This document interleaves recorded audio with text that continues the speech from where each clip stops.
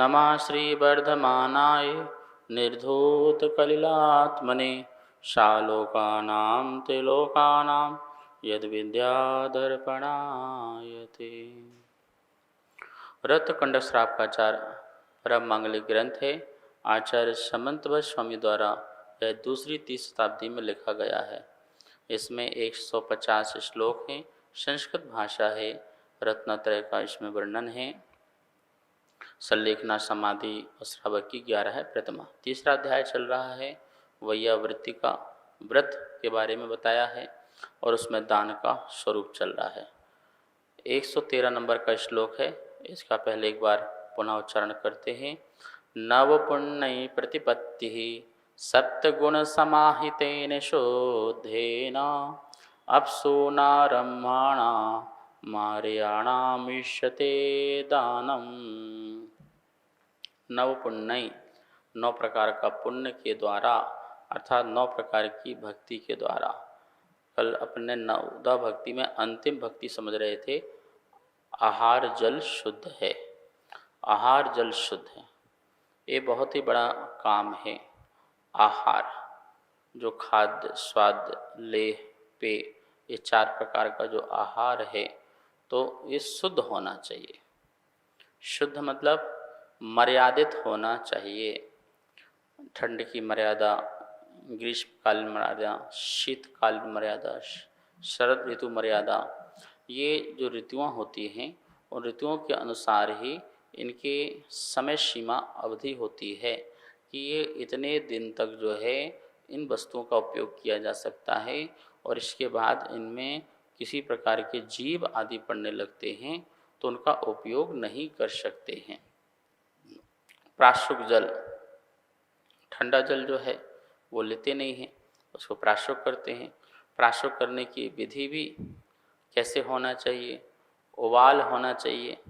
उबला हो, 24 घंटे के अंदर का जल हो, गर्म बिल्कुल जल हो, प्राशुक हो और बिलछानी से युक्त हो, जिसकी बिलछानी जो है सही स्थान पर छोड़ दी गई हो, ऐसा वो प्राशुक जल होना चाहिए।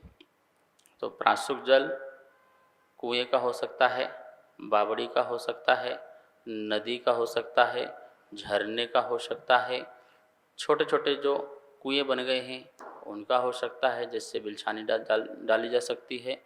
इस प्रकार से ऐसे स्थानों का जो जल लेकर के छान करके, छन्ने आदि से छान करके जो जल को ग्रहण किया जाता है, गर्म करके लिया जाता है, वो प्राशुक जल कहलाता है।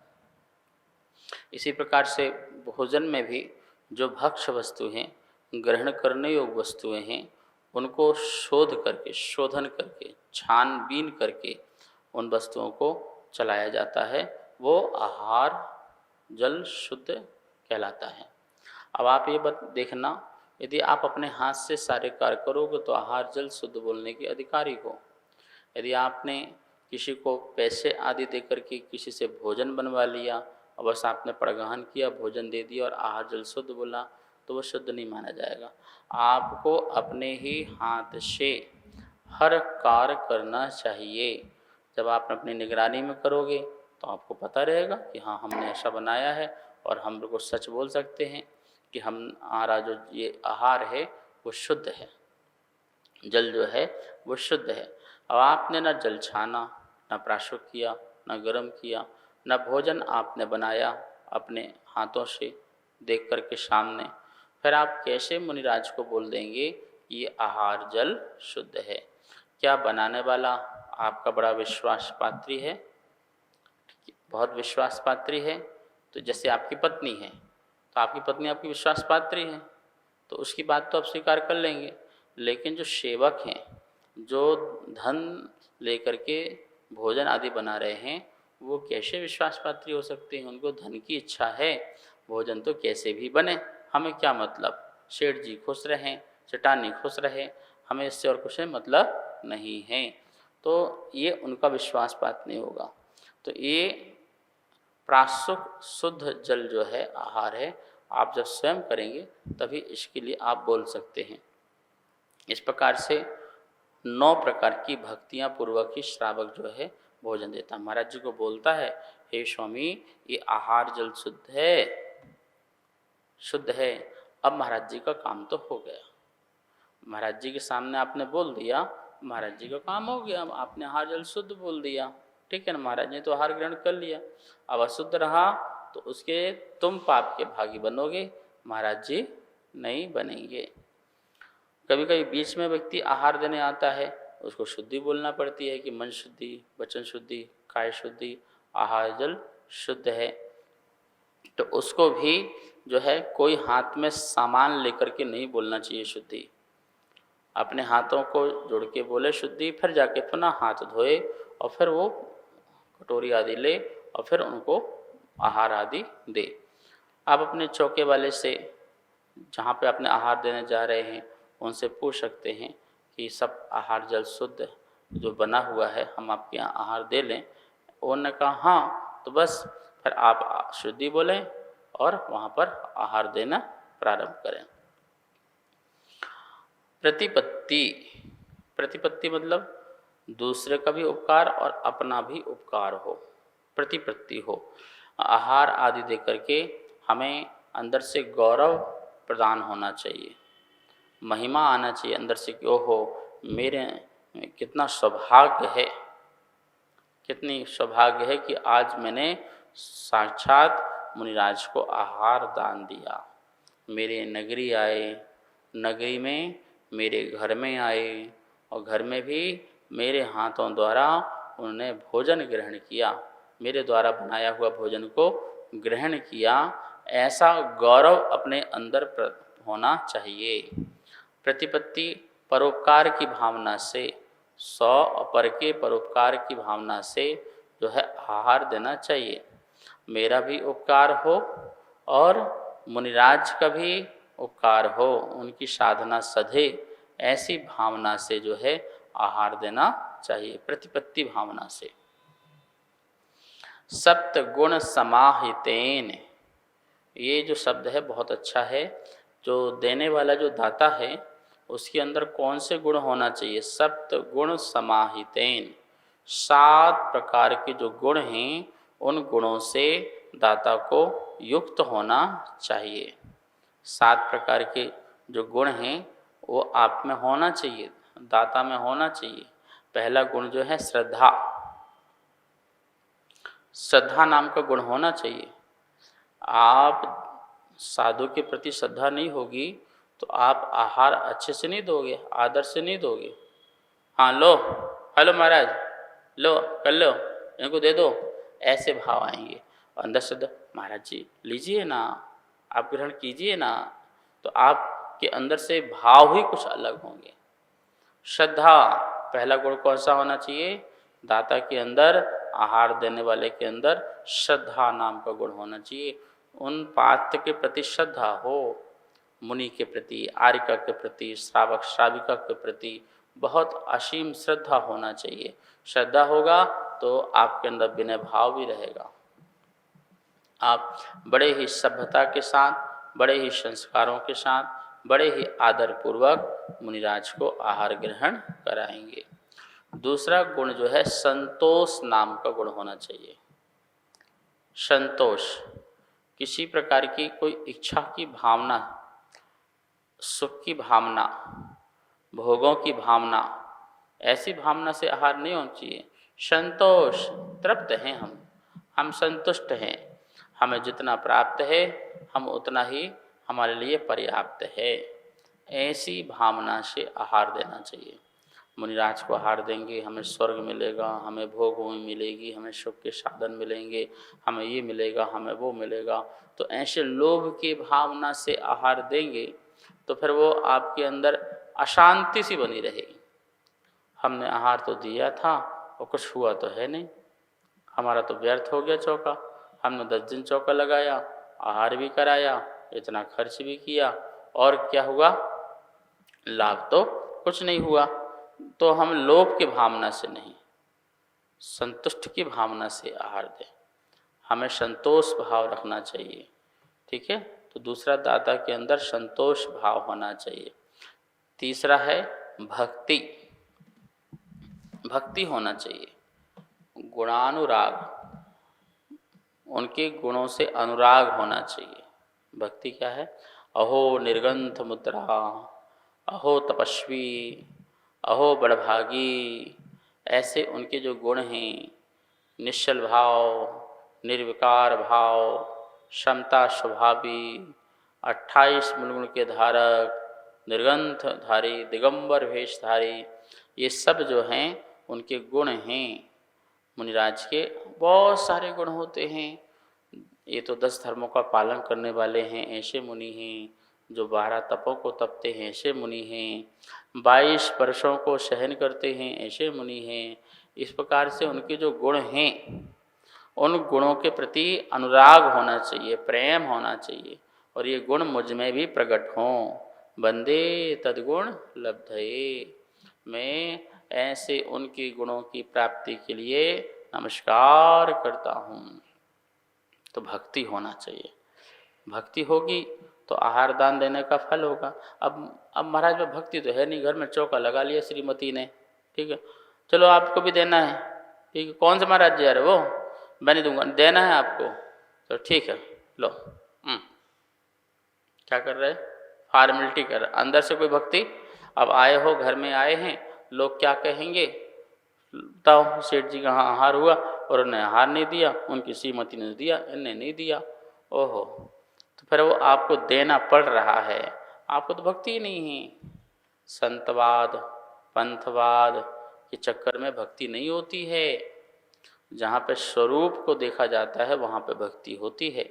संतवाद में आ गए, ये ऐसे संत हैं, वो संत हैं, ये इनके संग के हैं, उनके संग हैं। संगवाद, संतवाद, पंथवाद, ये तो इस पंथ के हैं, वो तो उस पंथ के हैं, तो इस प्रकार का भाव आ गया तो भी आपके अंदर भक्ति नहीं होगी। निर्गंथ मुद्रा दिख रही है ना, मोक्ष मार्ग का स्वरूप दिख रहा है ना, आप स्वरूप के प्रति भक्ति करो।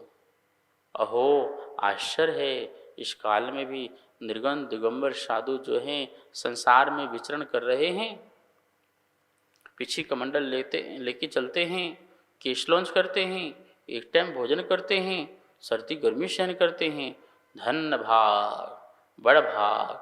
और ऐसे को देख करके भक्ति करना चाहिए और नवदा भक्ति पूर्वक उनको आहार दान देना चाहिए। ये तीसरा गुण, पहला श्रद्धा, दूसरा संतोष, तीसरा भक्ति और चौथा विज्ञान।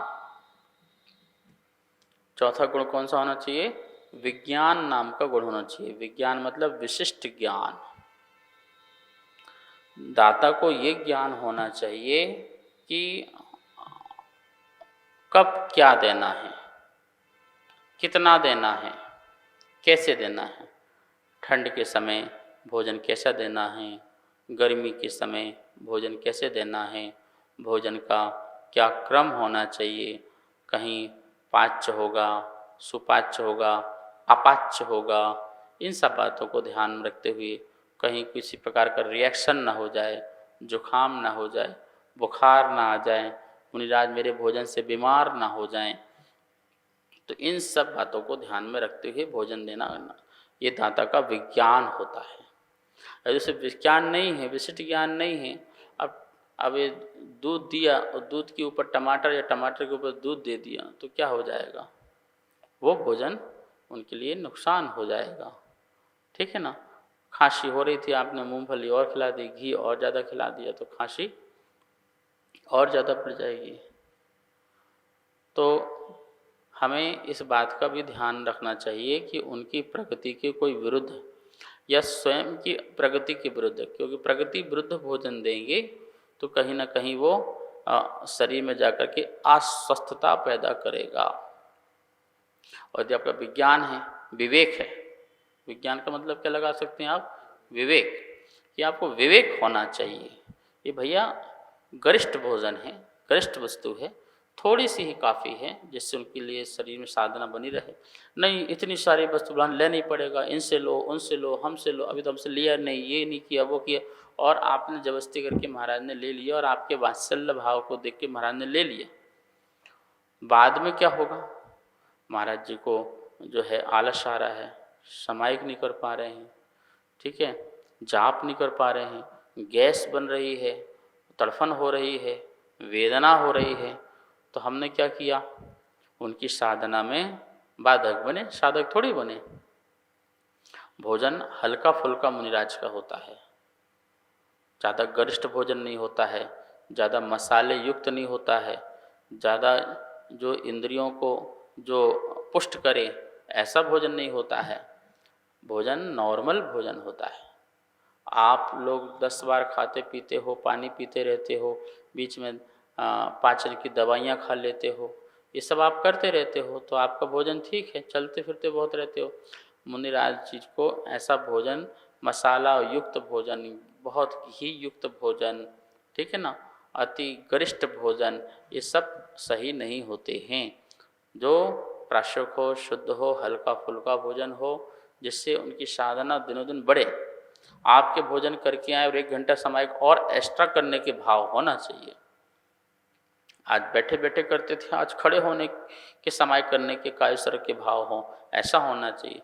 तो आपका भोजन साधना बढ़ाए, ना कि साधना घटाए, इन चीज़ों का भी ध्यान रखता है, क्योंकि दाता के पास एक विज्ञान नाम का गुण है। शरीर का भी उसको ज्ञान है, प्रगति का भी ज्ञान है, भोजन का भी ज्ञान है, और मुनिराज के बाह्य अभिव्यक्ति को देख कर के भी उसको ज्ञान है कि मुनिराज को अब क्या देना है और किसकी आवश्यकता है। ये भी देखें, अब चाहिए जल और लेके खड़े हुए, दूध लो, ले लो महाराज, जूस ले लो महाराज जी, जूस ले लो। अब आप देखो भैया, किसके ऊपर जूस ले लें, किसके ऊपर दूध ले लें, ये भी तो देखिए ना। ये आपका विवेक होना चाहिए, आपके पास विज्ञान नाम का गुण भी होना चाहिए। ये गुण जिसके पास नहीं होता है, वो लोग क्या बोलते, जो समझ में आता है उठा के देते रहते हैं। मुनिराज भी क्या करें, मांग तो सकते नहीं हैं, मना कर नहीं सकते हैं। थोड़ा बहुत मना करते हैं और आप बात नहीं मानते तो उनको लेना भी पड़ जाता है। तो वो उनकी साधना में जो है फिर कमी आ जाती है, आएगी आएगी, नियम से आएगी। तो मुनिराज भी जो है अपना ध्यान तो रखते ही रखते हैं, पर श्रावक को भी ये ध्यान रखना चाहिए। तो पहला श्रद्धा, दूसरा संतोष, तीसरा भक्ति, चौथा विज्ञान, ये अपने 4 गुण जो आज दाता के पढ़े। शेष 3 गुण जो और हैं उसकी भी बात जो है अपन कल करेंगे। समय हो चुका है, यहीं पर संपन्न करते हैं स्वाध्याय माँ जनवाणी की स्तुति करते हुए। जा वाणी के ज्ञान से सूझे लोकालो, शो वाणी मस्तक धरूं सदा दे तो हो धो।